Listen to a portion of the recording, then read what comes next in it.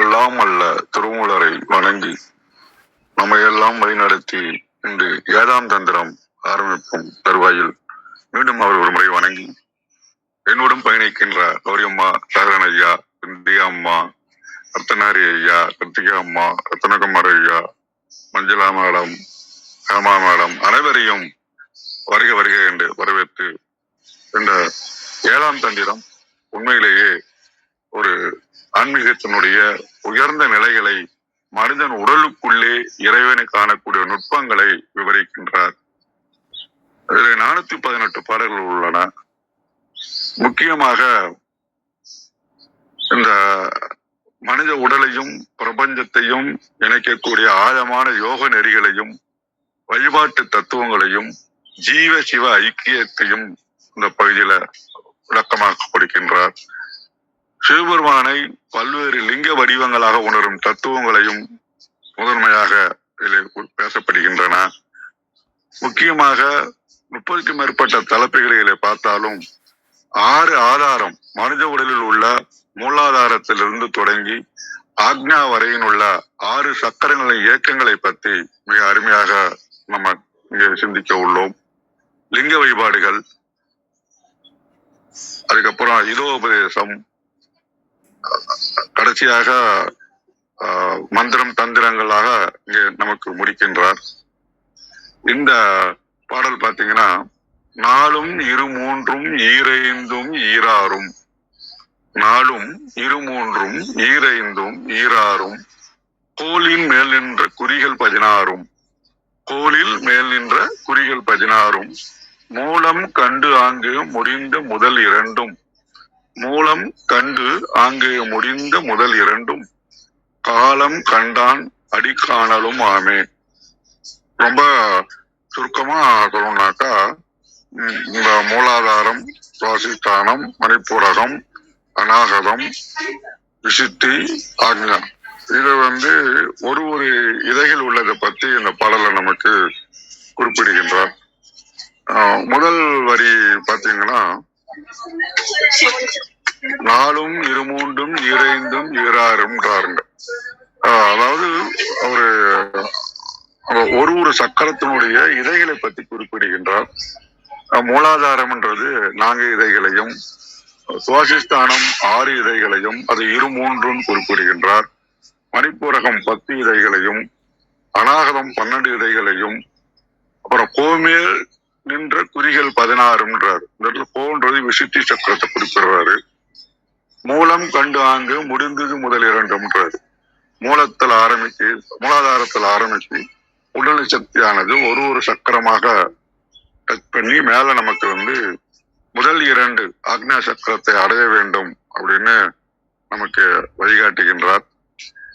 இந்த கடைசி வரி பாத்தீங்கன்னா, காலம் கண்டான் அடி காணலுமாவே, இது ஆதாரங்களை கடந்து மனதை ஒருமுகப்படுத்தி யோக நிலையில நிற்பவர்கள் பாத்தீங்கன்னா, காலத்தை கடந்தவனும் காலனை கடந்தவனுமாக இறைவன் திருவடிகளை தரிசிக்க முடியும் அப்படின்றாரு. இங்க அந்த முக்கியமா நம்ம ஆதாரங்கள் பாத்தீங்கன்னா, வரிசலா நம்ம சொல்லணும்னா, ஃபர்ஸ்ட் மூலாதாரம் முதுகெலும்பு அடியில இருக்கிறது. அப்புறம் தொப்புளுக்கும் இதுக்கும் நடுவுல சுவாசிஸ்தானம் சொல்லுவாங்க. தொப்புளுக்கு நேரா மணிப்பூரகம், இருதயம் அநாகதம், தொண்டைக்கு நேரா இருக்கிறது விசுத்தி, நெட்டி போட்டு ஆக்ஞா. இந்த யோக பயிற்சி பாத்தீங்கன்னா, ஒரு நிலையங்கள், சக்தி நிலையங்கள்ன்றாங்க, ஒரு ஜங்ஷன் பாயிண்ட். இதை உணர்ந்து அத பிராணனை மேல் நோக்கி செல்லக்கூடிய வழியை தான் இங்க திருமலை நமக்கு செய்யணும் அப்படின்னு உணர்த்துகின்றார்.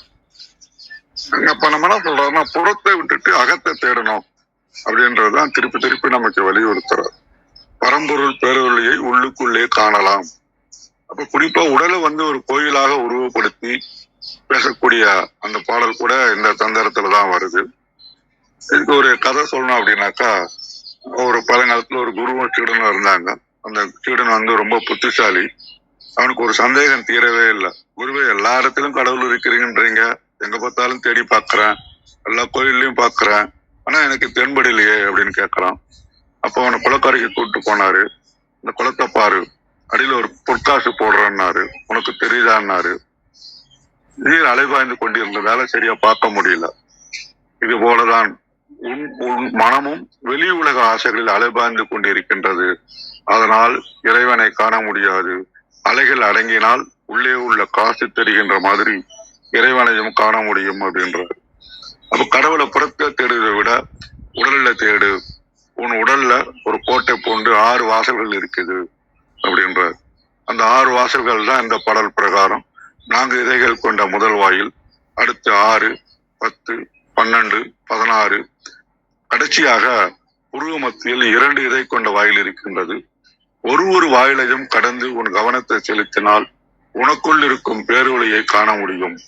அப்ப அன்னையிலிருந்து சீடன் என்ன பண்றான்னா, கண்ணை மூடி சுவாசத்தை கவனிச்சு ஒரு ஆதாரமா அத டிராவல் பண்ணி வெளியில அலைகின்ற மனதை உள்புறமா திருப்பி அமைதியான போது இறைவன் திருவடியை அகத்திலே கண்டான் அப்படின்றது கதை. நமக்கு இங்க உணர்த்தது என்னன்னா, வெளியே தேடக்கூடாது, உள்ளுக்குள்ள ஆதாரங்கள் மூலமாக, யோகத்தின் மூலமாக இறைவனை காண்பது எரிது அப்படின்னு நம்ம சொல்லலாம். வாழ்வியலுக்கு என்ன பயன்படும் பாத்தீங்கன்னா, மன ஒருமைப்பாட சொல்லலாம், அதுக்கடுத்து எமோஷனல் இன்டெலிஜென்ட்ட சொல்லலாம். தொப்புள் மணிப்புரகம், பயம் மற்றும் பதட்டம் இந்த இடத்துல நிலைநிறுத்தி பயிற்சி செய்யும் போது அது குறையும். அனாதாரம் அன்பு கருணைன்னு சொல்லுவாங்க. அப்புறம் உடல் ஆரோக்கியமான பயிற்சிகள்னு சொல்லணும்னா, நாளமில்லா சுரப்பிகளோடு எல்லாம் நிமிர்ந்து உட்காந்து டீப் பிரீத்திங் பண்ணும்போது நமக்கு கிடைக்கக்கூடிய வாய்ப்புகள் உண்டு.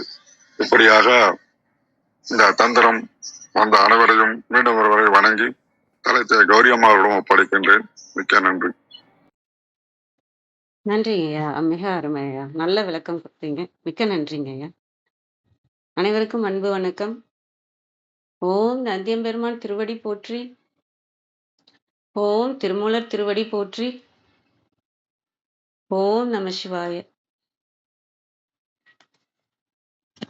இன்னைக்கு ஏழாம் தந்திரம் பார்க்குறோம். முதல் பாடல் ஆரம்பிக்குது. திருமந்திரம் 1704. 4 இரு 3 ஈர் 5 ஈர் 6 கோழிமேல் நின்ற குறிகள் 16 மூலங்கண்டு ஆங்கே முடிந்து முதல் 2 காலம் கண்டா நடி காணலும் ஆமே. Translation: 4, 6, 10 and 12 and together 16 petals positioned above, experiencing the basis and reaching the pre-eminent two, one can visualize the feet of the timeless அப்படின்னு கொடுத்துருக்காங்க. ஐயா நிறைய விளக்கம் கொடுத்துட்டாங்க. 4, 6 அப்படின்னு அந்த ஆதாரங்கள் இருக்க 6 ஆதாரங்கள் இருக்கிற இதழ்களை தான் சொல்லுது. அது திரும்ப நான் சொல்கிற மாதிரி இல்லை. காலம் கண்டானடி காணலும் ஆமே அப்படின்னு.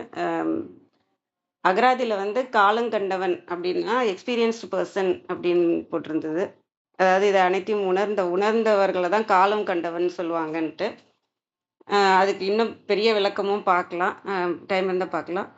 மூலங்கண்டு அங்கே முடிந்த முதல் 2, இது ஒவ்வொரு ஆதாரத்துலேயும் இருக்கிற எத்தனை இதழ்கள், அது எத்தனையோட கனெக்ட் ஆகிருக்கு, அந்த விஷயங்களை சொல்லி இதை அனைத்தையும் உணர்ந்தால் நம்ம திருவடியை காணலாம் அப்படின்னு சொல்கிறது தான் இந்த பாடல்.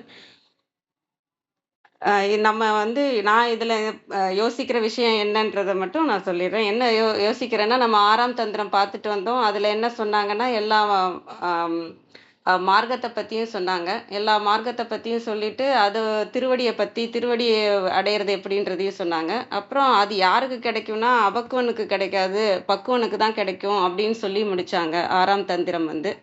அப்போ நம்ம 6ஆம் தந்திரத்துலேருந்து என்ன கற்றுக்குறோன்னா, நிறைய பாதைகள் இருக்குது, அது சரியகிரிய யோக மார்க்கமாக இருக்குது. நம்ம அந்த திருவடியை அடையிறது தான் நம்மளோட நோக்கமாக இருக்கணும்.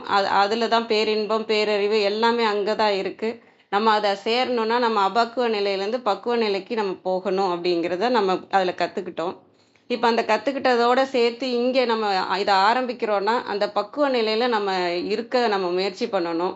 நம்ம மன தூய்மையை நம்ம ஒரு சங்கல்பமாக எடுத்து, அது நம்ம மனம் நறுமணமாக தான் இருக்கணும், நறுமணத்தோட எப்பயுமே இருக்கணும். அதில் எந்த தீய எண்ணங்களும் மற்றவர்களை பற்றிய எண்ணங்களும் எந்த இதுக்கும் இடம் கொடுக்காம நம்ம மனதை நறுமணத்தோடு வச்சுக்கணும். அப்படிங்கிற சங்கல்பத்தோடு நம்ம இந்த 7ஆம் தந்திரத்துக்கு போனோன்னா, இங்கே அனைத்து இயக்கங்களை பற்றியும் சொல்கிறாங்க.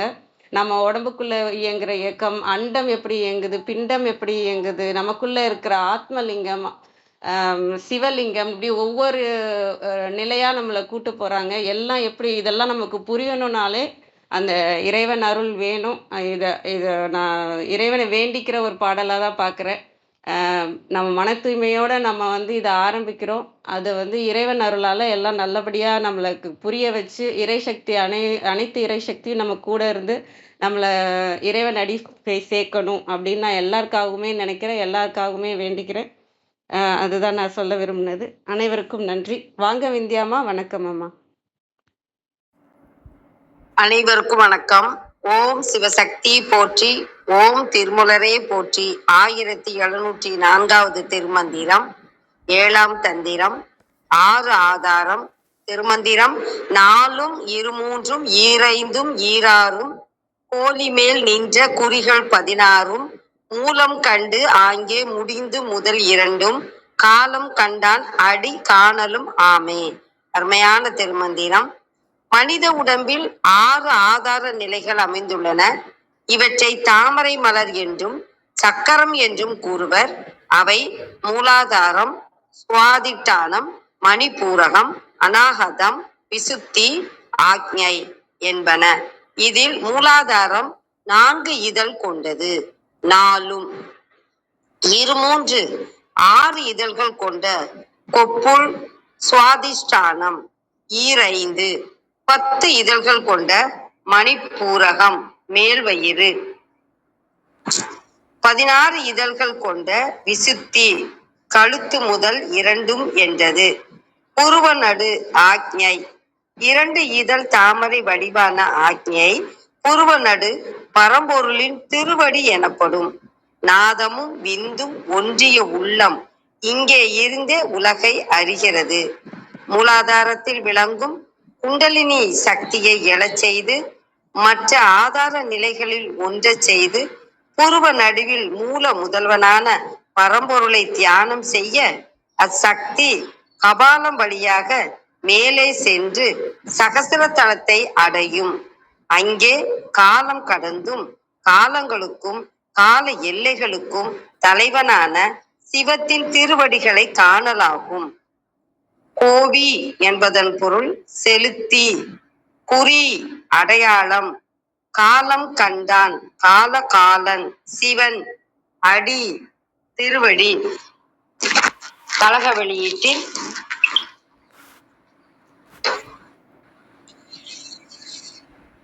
அகநிலைகள் 6ம் வருமாறு: 4 இதழ் உள்ள மூலமும், 6 இதழ் உள்ள கொப்புளும், 10 இதழ் உள்ள மேல்வயிறும், 12 இதழ் உள்ள நெஞ்சமும், 16 இதழ் உள்ள மிடரும், 2 இதழ் உள்ள புருவ நடுவும் ஆகிய 6 இடங்களும் 6 ஆதாரங்கள் எனப்படும்.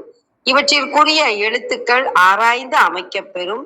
இந்நிலை கலன்களின் நினைந்து வழிபட காலத்தை தோற்றுவித்து தொழிற்படுத்தும் சிவபெருமான் திருவடி காணலாகும்.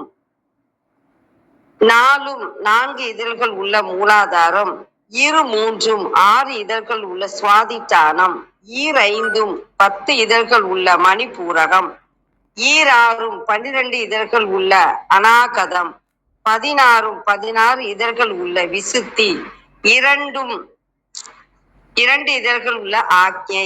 காலம் கண்டான் கால தத்துவத்தையே உண்டாக்கியவன். குறிகள் அக்கரங்கள்.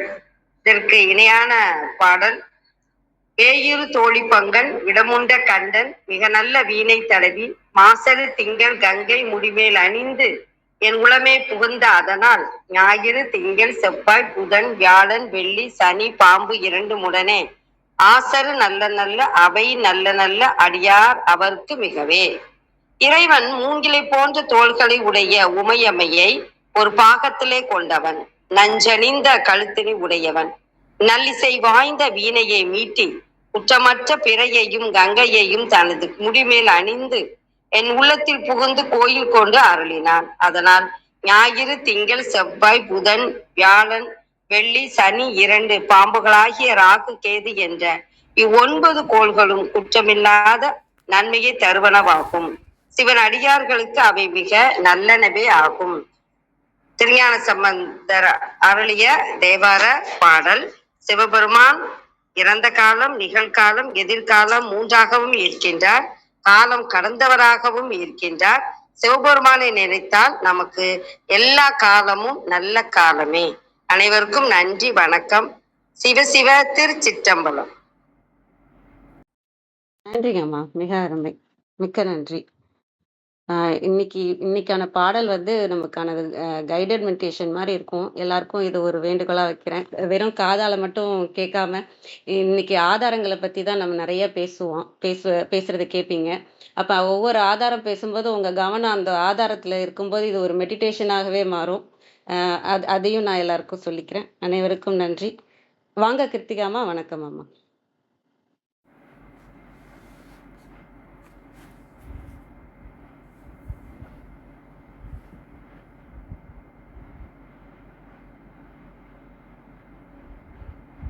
தியாகராஜன் ஐயா இருக்காங்கம்மா, நீங்க சொல்லிருங்கம்மா. நேரம் கருதி நீங்களே சொல்லிருங்கம்மா.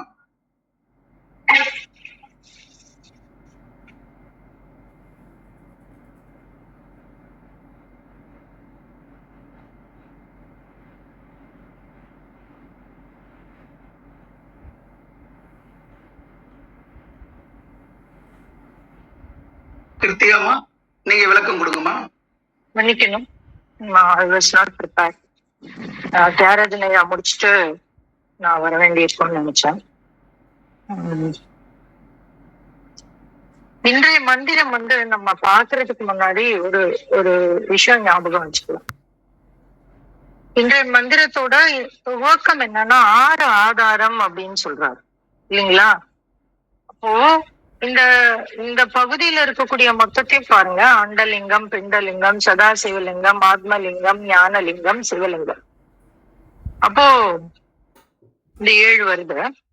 அதற்கு பிறகு சம்பிரதாயம், திருவருள் வைப்பு, அருள் ஒளி, சிவ பூஜை, குரு பூஜை, மகேஸ்வர பூஜை, அடியார் பெருமை, போஜன விதி, பிட்சா விதி, முத்திரை பேதம், குகை நெறி சமாதி, சமாதி கிரியை, விந்து தர்ப்பணம். அதற்கு பிறகு விந்து ஜயம், போக சரவோட்டம், அண்டாதித்தன், பிண்டாதித்தன், மனவாதித்தன், ஞானாதித்தன், சிவாதித்தன், பசுவிலக்கணம், பிராணன், புருடன், சிவன், பசு, போதன், 5 இந்திரியம் அடக்கும் முறை, 5 இந்திரியம் அடக்கும் முறைமை, அசர்குரு நெறி, சர்க்குரு நெறி, கூடா ஒழுக்கம், கேடு கண்டீரங்கள், இதோபதேசம். இதுக்கு எதுக்கு இப்ப நான் இதை வாசிக்கிறேன் அப்படின்னா, நான் ஏற்கனவே சொல்லுவேன், அத்தனை மந்திரமும் கிட்டத்தட்ட ஒரே விஷயம் பேசும். நீங்க 1ஆம் தந்திரத்துல ஆரம்பிச்சு 9ஆம் தந்திரம் வரைக்கும் நம்ம பேசக்கூடிய விஷயங்கள் என்ன அப்படின்னா ஒரேதான். ஆனா மீண்டும் மீண்டும் பேசுறோம். இப்ப நீங்க பாத்தீங்கன்னா இந்த 6 ஆதாரம் பத்தி நம்ம இதுக்கு முன்னாடியும் பேசிருக்கோம். இந்த சர்க்குரு நெறி, அசர்குரு நெறி இப்பதான் பேசிட்டு வந்திருக்கோம் இல்லைங்களா? 6ஆம் தந்திரத்துலதான் அதெல்லாம் பேசிட்டு வந்திருக்கோம். அது மாதிரி இந்த ஜீவ பூஜை, குரு பூஜை இதெல்லாமும் நம்ம முன்னாடி பேசியிருக்கோம். அட்டாங்க யோகத்துல பார்க்காத ஆதாரங்கள் இல்ல. அதுல இருக்கக்கூடிய இயமம், நியமம், தாரணை அதுல பார்க்காத விஷயம் நம்ம வந்து இந்த இடத்துல பார்க்கல. எல்லாமே பார்க்க போறோம், திருப்பிதான் பார்க்க போறோம். 5 இந்திரியம் அடக்கும் முறை எல்லாம் கிட்டத்தட்ட அந்த இதனோட எக்ஸ்டென்ஷன் மாதிரி தான் உங்களுக்கு வரும். அது மாதிரி இந்த விந்து தர்ப்பணம், விந்து ஜெயம் இதையும் நம்ம முன்னாடி பார்த்துருக்கோம் இல்லைங்களா? 4ஆம் தந்திரத்துக்கு முன்னாடி 3ஆம் தந்திரத்தோட முடிவுல பார்த்திருப்போம் நினைக்கிறேன். நான் இது ஞாபகம் இல்ல, தலைப்புகள் ஞாபகம் இல்ல, ஆனா பார்த்திருப்போம். அதே மாதிரி முன்னாடி வந்து நம்ம வந்து சிவன் நிந்தை பார்த்திருக்கோம், குரு நிந்தை பார்த்திருக்கோம், இது எல்லாமே பார்த்திருக்கோம். அப்புறம் போஜன விதி, என்ன சாப்பிடணும், எப்படி சாப்பிடணும், இதையும் நம்ம முன்னாடி பார்த்திருக்கோம். ஏன்னா புலால் மறுத்தல் சொல்லியிருக்காரு, அதுல இருக்கக்கூடிய மந்திரம். அப்ப ஏன் இந்த 7ஆம் தந்திரத்துல நம்ம வந்து புதுசா என்ன பார்க்க போறோம் அப்படின்ற ஒரு கேள்வி வரலாம். திருமந்திரத்துல ஒரே விஷயம்தான் பல்வேறு தளங்கள்ல நின்று நமக்கு சொல்லப்படுகிறது.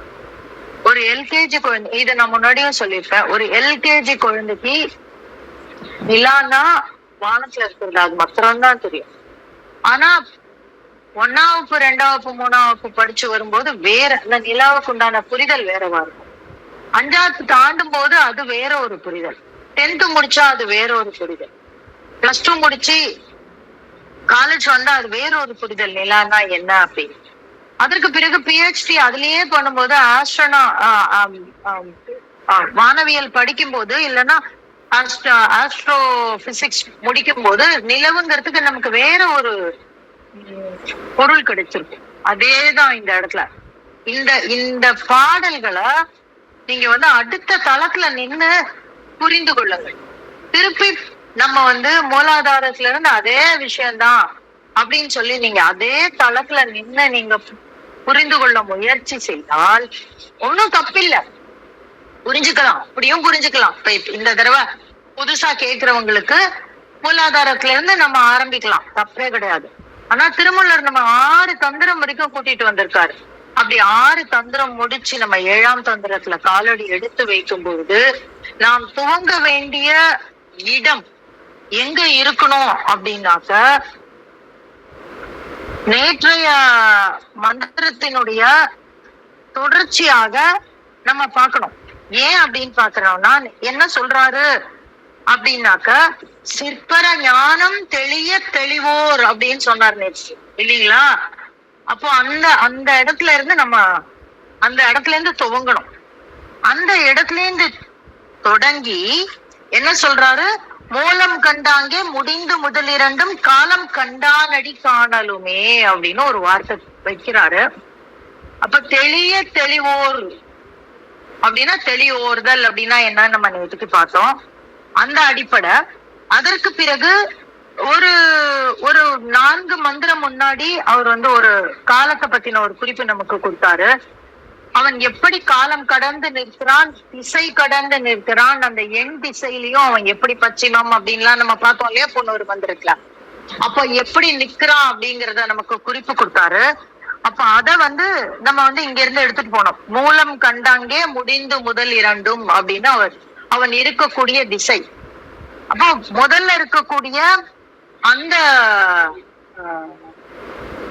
2 வரிகள் 4ம் 2 3ம் 2 கோழி மேல் நின்ற குறிகள் 16 அப்படின்னு அவர் முடிச்சிட்டாரு. அப்போ அந்த இடத்துல நம்ம உடல் இந்த அண்டத்துல பிண்டத்துல இருக்கக்கூடிய இந்த ஆதாரங்களை நம்ம ரெஃபர் பண்ணிக்கலாம். அடுத்தாப்புல மூலம் கண்டாங்கே முடிந்து முதல் இரண்டும் அப்படிங்கும் போது பொதுவாக அனைத்து உரையாசிரியர்களுமே என்ன சொல்லியிருப்பாங்க, மூலாதாரத்திலிருந்து 2 இதழ் தாமரையாக மலர்ந்திருக்கக்கூடிய அந்த புருவ மத்தி அததான் சொல்றாரு அப்படின்னு. அதுவும் தான் சொல்றாரு, நான் இல்லைன்னு சொல்ல மாட்டேன். ஆனால் நான் சொல்ற மாதிரி நீங்க 6 ஆதாரத்தோட முடிவுல இருந்து நீங்க இந்த 7ஆம் தந்திரத்தை பார்க்கணும். 6ஆம் தந்திரத்தோட முடிவுல இருந்து இந்த 7ஆம் தந்திரம் அதெல்லாம் ஏற்கனவே சொல்லி முடிச்சு நம்மளை இந்த இடத்துக்கு கூட்டு வந்துட்டாரு. அப்ப நம்ம அடுத்த எலிவேட்டட் ஸ்டேக்ல நின்று இந்த விஷயங்களை பார்க்க வேண்டி இருக்கு அப்படிங்கறதுதான். இந்த பார்வையில தான் நீங்க உங்களுக்குள்ள பதிச்சுக்குங்க. பதிச்சுட்டு அதுல இருந்து இந்த 7ஆம் தந்திரத்தை பார்க்க ஆரம்பிங்க. உங்களுக்கு வேற ஒரு டைமென்ஷன், வேற ஒரு விரிவு உங்களுக்குள்ள கிடைக்க ஆரம்பிக்கும். அப்ப இப்ப மூலம் கண்டாங்கே முடிந்து முதல் இரண்டும் அப்படிங்கும் போது இதுக்கு நமக்கு வேற ஒரு பொருள் கிடைக்கும். மூலம் யாரு அப்படின்னாக்க காலம் கண்டான், அவன் தான் மூலம். அப்போ அந்த சிவ மூலம் தான் மூலம். அங்கதான் எப்படி இருக்கும் அப்படின்னாக்கா சூன்யமாக ஊழி காலத்துல அவன் ஒருவனே நிலைத்து இருக்கிறான், ஊழியே நிலைத்து இருக்கிறது. அதுல இருக்கக்கூடிய இருப்பாக மூலமாக அவன் மட்டுமே இருக்கிறான் அப்படிங்கறத நம்ம இந்த இடத்துல அதெல்லாம் காலம் கண்டானடி அப்படின்னு ஒரு வார்த்தை இருக்கு. அப்ப இந்த காலம் கண்டானடிங்கிறது எனது எத்தனையோ ஊழி காலத்தை பார்த்தது இல்லைங்களா, அதற்கு சொல்லக்கூடியது. அப்ப அந்த ஊழி காலத்துல யாரு மாத்திரம்தான் இருந்தா, இறையம்பெருமான் மட்டுமே அவனுடைய இருப்பாக இருந்தான். அங்க முடிந்து முதல் இரண்டும். அப்போ ஊழி முடிஞ்சிருச்சு. அப்ப யாரு தொடங்கினாங்க? முதல் 2 யாரு? சிவமும் சக்தியும். அப்ப அந்த இடத்துக்கு அவர் எடுத்துட்டு போறாரு. அங்க இருந்து எடுத்துட்டு போய் காலம் கண்டானடி காணலுமே அப்படின்னு ஒரு 3rd பர்சன் வியூ எடுத்துட்டு வர்றாரு. காணல் எப்ப காண முடியும்? நம்ம தனியா நின்னு காண முடியும். அப்ப இங்க அண்டம் பிண்டம்னு 2ஆ பிரிச்சிடுறாரு. இந்த பிண்டத்துல இருந்து நீ அண்டத்தை காண முடியும். எப்படி காண முடியும்? அதுக்கு நம்ம போன மந்திரத்துக்கு போனோம். என்ன சொன்னாரு? சிற்பர ஞானம் தெளிய தெளிவோர்தல் அற்புதமே தோன்றலாகும் சச்சிடனே. எது அற்புதம்? நேத்திக்கு சொன்னாரு எது அற்புதம்? ஒளியாக நிற்கக்கூடியது அப்படின்னு சொன்னாரு. அந்த ஒளியாக நிற்கக்கூடியதுல இருக்கக்கூடிய உணர்வை பெறுவது அற்புதம். அதுக்கு என்ன பண்ணணும்? தெளிவோர்தல் செய்ய வேண்டும். அப்படி செய்யும் பொழுது எதன் மூலமாக செய்ய வேண்டும்? இந்த உடலில் இருக்கக்கூடிய 6 ஆதாரங்களின் மூலமாக செய்ய வேண்டும். அதை எப்படி பார்க்கணும்? யார் அதை நமக்கு காட்டி தருகிறார்கள் அப்படின்னாக்க காலம் கண்டவன் காட்டி தருகிறான். அந்த காலம் கண்டவனை எப்படி அணுகுவது அப்படின்னு நீங்க பாத்தீங்கன்னா, மூலம் கண்டாங்கே முதல் 2 அப்படின்னு முடிச்சிட்டார். புரியுதுங்களா உங்களுக்கு? அப்ப இந்த மாதிரி நம்ம அடுத்த லெவல்ல எலிவேட் பண்ணும் பொழுதுதான் இந்த மந்திரத்துக்கு உண்டான வேற ஒரு டைமென்ஷனுக்கு புரிய ஆரம்பிக்கும். அப்போ உரையாசிரியர்கள்லாம் என்ன சொன்னாங்க அப்படின்னா, நம்ம மேல பெரும் கருணை கொண்டு அவங்க முதல்ல இருந்து நமக்கு சொல்லி கொடுக்க ட்ரை பண்றாங்க. நீ இதெல்லாம் உங்ககிட்ட இருக்கு, இத வச்சு நீ பாரு அப்படின்னு சொல்லி அவங்க சொல்றாங்க. நம்ம திருமூலரை பற்றி கொண்டு 6 தந்திரங்கள் முடிச்சதுனால இந்த இடத்துல நின்னு பார்க்கும்போது நம்மளால திருமூலர் சொல்ல வருகின்ற அத்தனை விஷயங்களையும் அடுத்த தளத்துல நின்று நம்மளால புரிஞ்சுக்க முடியும் அப்படிங்கிறது தான் என்னோட அனுபவம். அதை உங்களோடு பகிர கிடைத்த இந்த காலை வேலைக்கு நன்றி சொல்லி என்னுடைய பகிர்தலை கொள்கிறேன். நன்றி. மிக்க நன்றி. அருமை. வாங்க தியாகராஜனையா, வணக்கம்.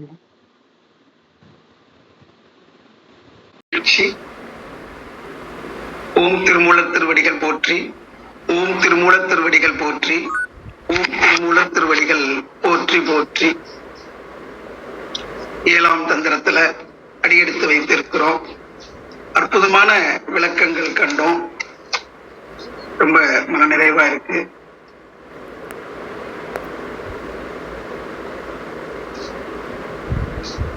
ஏழாம் தந்திரத்துல முதல் அத்தியாயம் ஆராதாரம். இன்றைய மந்திரம்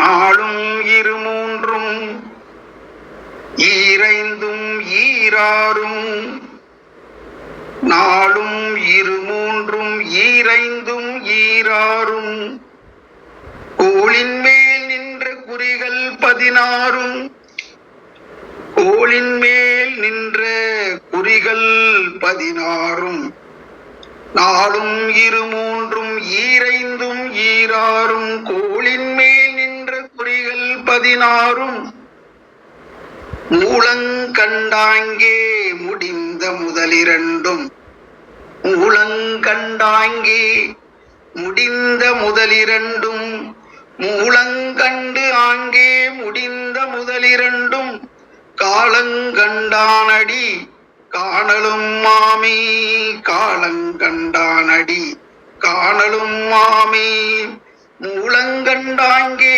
முடிந்த முதல் 2, காலங்கண்டானடி காணலும் மாமி.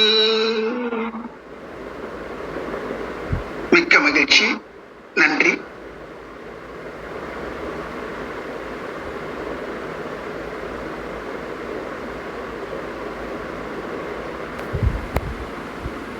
நிறைவு பண்ணிட்டீங்க. திருமூலர் திருவடிகள் சரணம் சரணம் சரணம். நன்றி.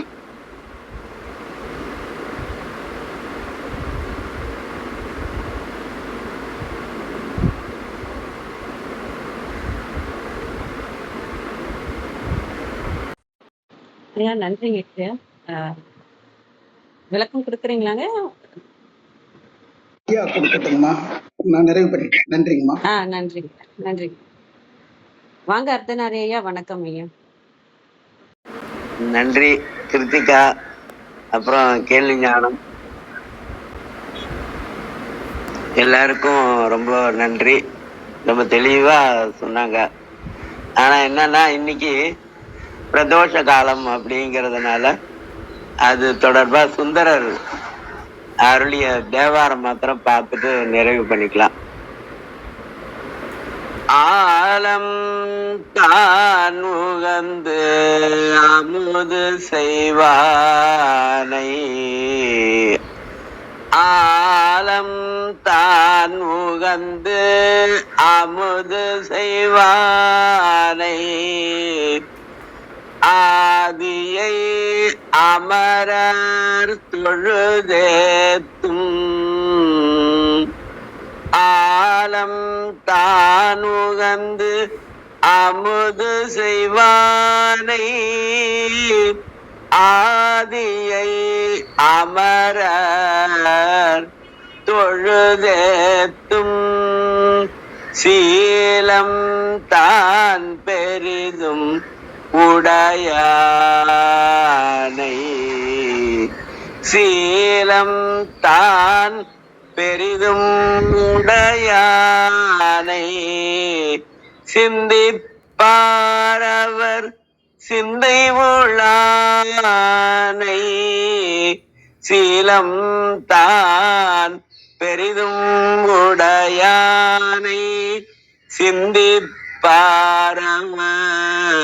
சிந்தை உளானே ஏலவார் குழலாள் உமை நங்கை ஏலவார் குழலாள் உமை நங்கை என்றும் ஏத்தி வழிபட பெற்ற ஏலவார் குழலாள் உமை நங்கை என்றும் ஏத்தி வழிபட பெற்ற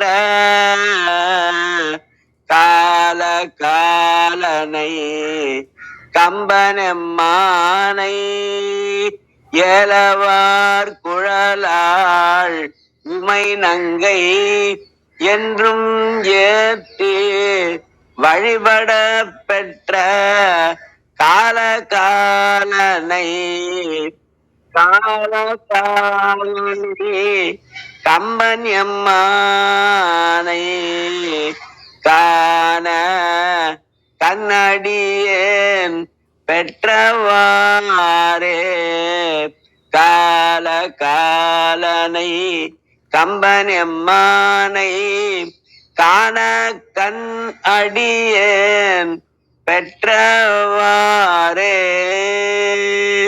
சிவா திருச்சிற்றம்பலம். நன்றி. மிக்க நன்றிங்க ஐயா. அருமையான விளக்கங்கள் கிடைச்சதுக்கு மிக்க நன்றி. நிறைவு செஞ்சுக்கலாங்களா? யாராவது எதுவும் கேள்வி கேட்குறீங்களா? நன்றிங்கம்மா. ஐயா, இந்த பாட 3வது வரியில மூலங்கண்டாங்கே முடிந்த முதலிரண்டும் காலங்கண்டானடி காணலுமாமேன்னு முடிக்கிறாங்க. இப்ப நீங்க தொடர்புடைய இந்த தேவார பாடல்லையும் ரொம்ப அற்புதமாக காலத்தை பத்தி சொன்னீங்க. இதுல முடிந்த முதலிரண்டும் காலங்கண்டானடி, அதுக்கு கொஞ்சம் விளக்கம் ஏதாவது கொடுக்க முடியுமாங்க? சரி, கிருத்திகா தான் சொல்ல முடியும். முடிந்த முதல் அப்படிங்கறத மாணிக்க வாசகர் கோயில் மூத்த திருப்பதிகத்துல முடியா முதலே அப்படின்னுவாரு. முடியா முதலே அப்படின்னா வித்தவுட் அணி எண்டு அப்படிங்கிறது முடியா முதல். ஆனா இந்த இடத்துல முடிந்த முதல் இரண்டும் அப்படிங்கிறது என்னன்னா ஊழி காலத்தை உருவாக்குகிற, அப்புறம் ஊழி காலத்தில் இருந்து இந்த உலகத்தை மீண்டும் படைக்கக்கூடிய இயல்புடைய அப்படின்னும் ஒரு பொருள் நம்ம எடுத்துக்கலாம். ஆனா உண்மை பொருள் என்னன்னு தெரியல. ஆனா இந்த யோகத்தின் மூலமாக அந்த சிவசக்தியை காண யாருக்கு முடிகிறதோ அப்படி முடிந்தவர்கள் முதல் இரண்டையும் அந்த சிவசக்தியினுடைய திருவடியை காண முடியும் அப்படிங்கிற அடிப்படையிலும் நம்ம இது பொருள் எடுத்துக்கலாம். ஆனா உண்மை பொருள் கிருத்திகா சொல்லணும் சார். நன்றி. விளக்கங்கள் கொடுத்தாங்க. இருந்தாலும் உங்களுடைய இதை கேட்டுக்கலாம் தான். எனக்கு மனசுல என்ன தோணுச்சுன்னா, இந்த பஞ்சபூதங்கள்ல ஆரம்பத்துல வந்தது முதல்ல விண் அப்படின்னு சொல்லக்கூடியது ஆகாசம், அதுக்கடுத்து காற்று, அப்புறம் நெருப்பு, நீரு, நிலம்னு வருது. இல்ல ரெண்டு நம்ம பார்வைக்கு வராது. அதாவது நெருப்பு அது கூட உணர்றோம், அப்புறம் நெருப்பை பார்க்க முடியுது, நீரு நிலம்லாம் தெரியுது. ஆனா முதல் இரண்டுன்னு சொல்லும் போது அந்த ஆகாசத்தையும் நம்ம கண்களாலேயே பார்க்க முடியாது, உணரத்தான் முடியும். அதே மாதிரி காற்றும் உணரத்தான் முடியும். ஆனா இந்த காற்றும் இந்த விண்ணுன்ற இதுவும் அந்த துரியத்துல சகசிராதாரம்னு சொல்லக்கூடிய அந்த இடத்துல மனதை வச்சு கவனிக்கும் போது அதுக்கு அடித்தளமா இருக்கக்கூடிய காலம் கண்டான்னா, காலம்னாவே 2 அதிர்வுக்கு இடையில இருக்கக்கூடிய நீளம் தானே, அதுவும் ஸ்பேஸ் தான். அப்ப அந்த இறைவனுடைய திருவடிய அங்கே உணர முடியும். இப்ப நம்ம அரூபமாக இருக்குது. இப்ப உயிரும் அரூபமா தான் இருக்கு, அதுக்கு உருவம் கிடையாது. அதாவது ஒரு இயங்குனாலும் அது கருத்துக்கு தான் உணர முடியுதே தவிர பார்வையால உணர முடியல இல்லையா? அப்ப ஒருவேளை இந்த முதல் 2 அப்படின்னு சொல்லும்போது ஆகாசம், காற்று, இது 2யும் அதுக்கு மூலமா இருக்கக்கூடிய அந்த தெய்வீகமா இருக்கக்கூடிய அந்த இறை உணர்வை பெற முடியும் அப்படிங்கிற கருத்து ஒருவேளை இருக்கலாமோன்னு தோணுச்சு. அதான் கன்ஃபர்மேஷனுக்காக உங்கள்கிட்ட கேட்டுக்கிட்டேங்கய்யா. நன்றிங்கய்யா, நன்றி. கிருத்திகா அம்மா, நீங்களும் சொன்னாலும் சரி. நன்றி.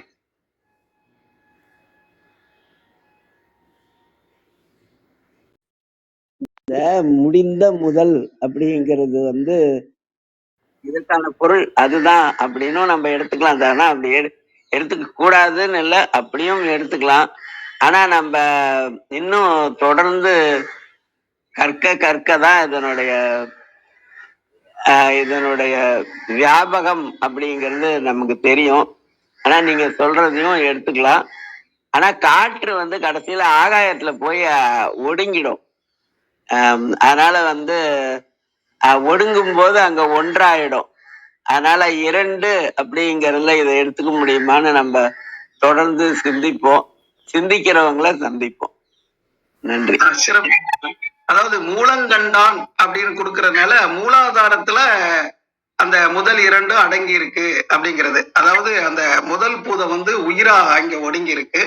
அது ஒரு அலை வடிவத்துல அந்த காற்று வாயு ஒடுக்கம்னு சொல்றாங்களே, வாயுனா அந்த அலை போல நம்ம உடம்புல இருக்கக்கூடிய அந்த பிரணவ பொருள், அந்த பிரணவமும் உயிரும் அதுல அடங்கி இருக்கு அந்த மூலாதாரத்துல அப்படிங்கிற கருத்து. அதுல அடங்கி இருக்கிறத நம்ம மேல ஆதாரங்கள்ல நம்மளால உணர முடியுது அப்படிங்கிற மாதிரியும் இப்ப நீங்க சொல்லும் போது அந்த அடங்கி இருக்குது முதல் 2 அப்படின்னு சொல்லும் போது மூலாதாரத்துல அடங்கி இருக்கு. அதை நம்ம மேல 5வது 6வது 7வது ஆதாரங்கள்ல அதை நம்ம உணர முடியும். அது ஒருவேளை நீங்க சொன்ன மாதிரி அடுத்தடுத்த இதுல அந்த விளக்கங்கள் வரலாம். ரொம்ப நன்றிங்கய்யா, ரொம்ப நன்றிங்கய்யா, மகிழ்ச்சி. நன்றிங்கய்யா, நன்றி.